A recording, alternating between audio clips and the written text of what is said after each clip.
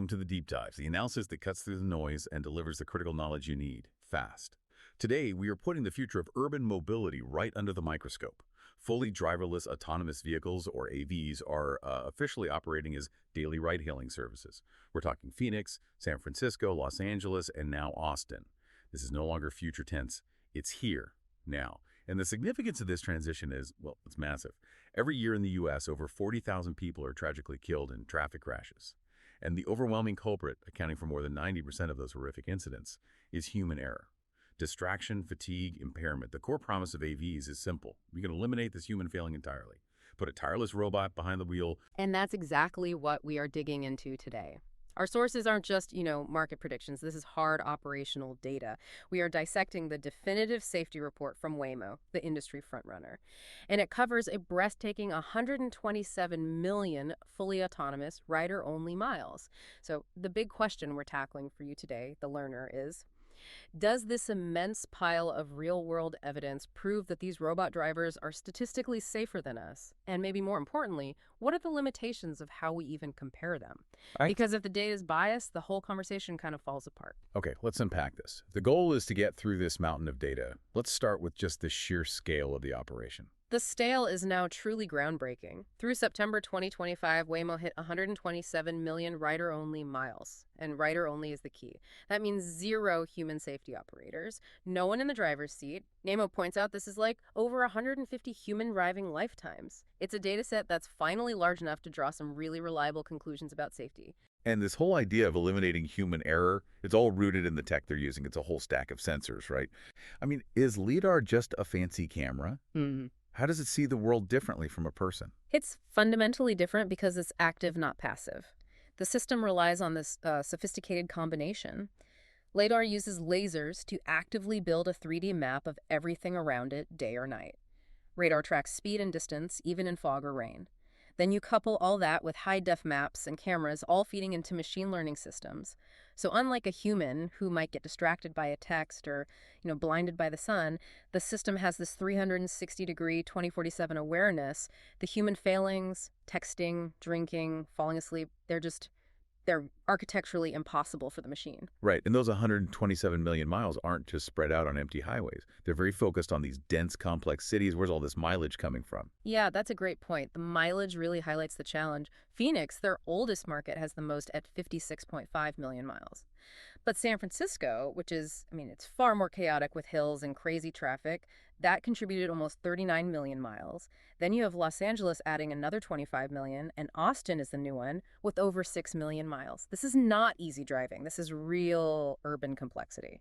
That's a key point. I remember that 2023 study with Swiss Re already suggested a big drop in injury crashes, something like 85%. So that was kind of the appetizer. Now let's get into the main course, this massive new data set. Let's do it. The core conclusion is, it's pretty striking. Waymo's system drastically reduces severe incidents when you compare it to a human driving in the exact same places and times. The numbers are incredibly clear on this, especially for the worst outcomes. Compared to humans, Waymo had a 90% reduction in crashes that caused a serious injury or worse. 90%. That works out to about 27 severe incidents that just didn't happen. Exactly. And if you broaden that to include any injury, the advantage is still huge. The data shows an 81% drop in any injury-causing crash. That's 411 incidents avoided over that distance. Even if you just look at a mechanical indicator, like an airbag going off in any car involved, it's an 82% reduction. Let's just pause on those two numbers for a second. 90% fewer serious injuries and 81% fewer any injuries. The fact that it reduces the worst outcomes so much more, that says something really important about how it drives, doesn't it? It absolutely does. This is the core promise being delivered. What drives serious injuries and deaths with human drivers? It's high speeds, running red lights, impairment, aggression. Those behaviors are they're non-existent in the Waymo system. The robot is always sober, always compliant, never tired. By just eliminating those high-risk behaviors, you disproportionately eliminate the high-severity crashes. It's statistical proof that constant vigilance saves lives. And that vigilance has to extend to the most vulnerable people out there, pedestrians and cyclists. Right. Protecting vulnerable road users, or VRUs, is the ultimate test in a dense city, and the data here is it's exceptionally strong. Waymo saw 92% fewer pedestrian crashes with injuries. 92%. It means the system is just fundamentally better at seeing and stopping for a person walking into the street than an average, maybe distracted human. For cyclists, it was 83% fewer, and for motorcyclists, an 80% reduction in injury crashes.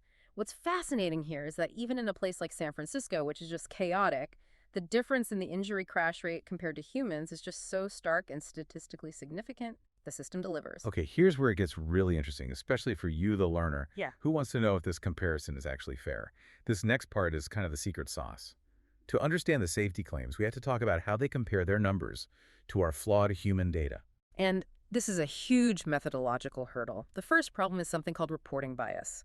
Under this NHTSA order, the SGO AV operators like Waymo are legally required to report almost any contact that results in property damage or injury. It's total transparency. Which sounds great for oversight, but it creates a skewed comparison, right? The deck is sort of stacked against them from the start. That's exactly right. Because the human data from police reports is, well, it's notoriously incomplete. Studies show humans don't even bother reporting 60% of crashes that are just property damage. 60%. Yeah. And 32% of injury crashes go unreported. So when you compare Waymo's meticulous report of every single scratch to the human data from police reports, the human rate looks artificially low. It's a massive bias. And then there's the issue of how severe these crashes even are. You mentioned that they have to report every little thing. Yes, and for that, we have to understand a concept called delta V. It's basically the change in speed during a collision. It's the main predictor of how likely an injury is.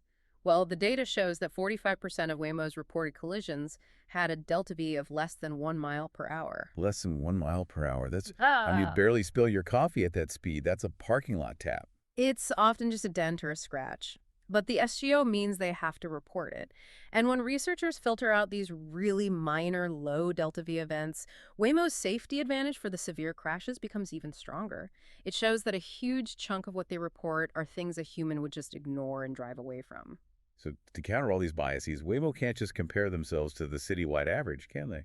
No. Absolutely not. That wouldn't be a fair fight. They use what's called the spatial dynamic benchmark approach. So instead of comparing to all of San Francisco, they use peer-reviewed methods to adjust the human benchmark.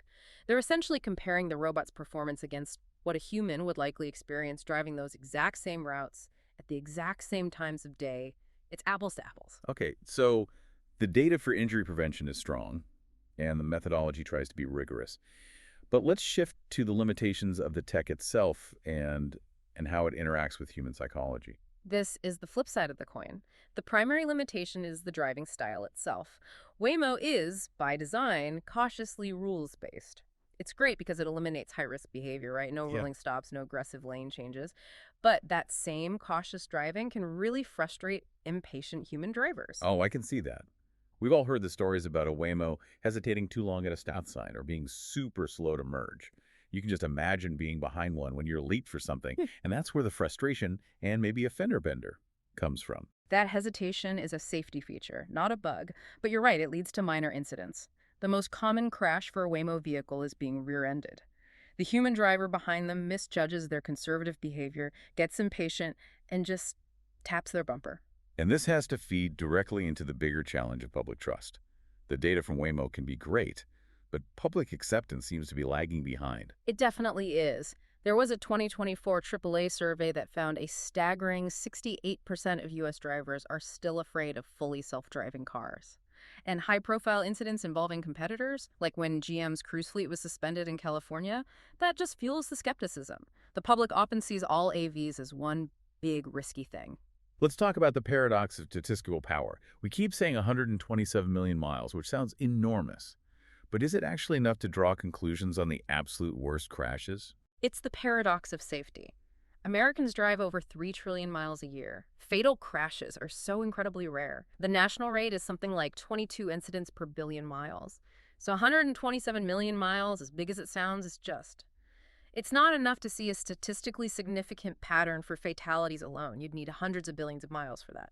So if they can't wait decades for that real-world data to trickle in, how does Waymo build confidence that the system can handle those truly catastrophic one-in-a-million edge cases? They turn to simulation. Large-scale prospective simulation. Waymo logs over 20 billion simulated miles every single year. 20 billion a year. A year. This lets them practice those incredibly rare, dangerous scenarios over and over without any real-world risk. A car blowing through a red light, a kid darting into the street. This simulation is their real proving ground for avoiding fatalities.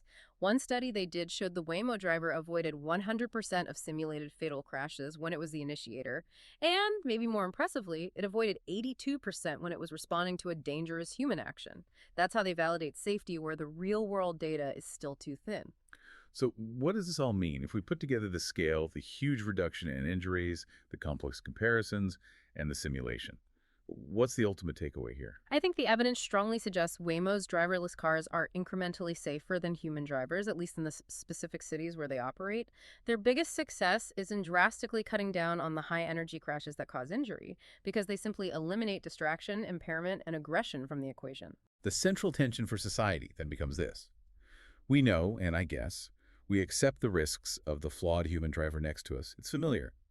But we're still weighing that against this unknown, statistically safer, but hyper-cautious robot. We have to trade the known danger of the speedy human for the perceived irritation of the perfect, compliant machine. We hope you enjoyed this deep dive into the numbers behind the autonomous driving revolution. If you want more analysis like this, please make sure you follow our channel so you don't miss our next one. And here is a final thought for you to consider.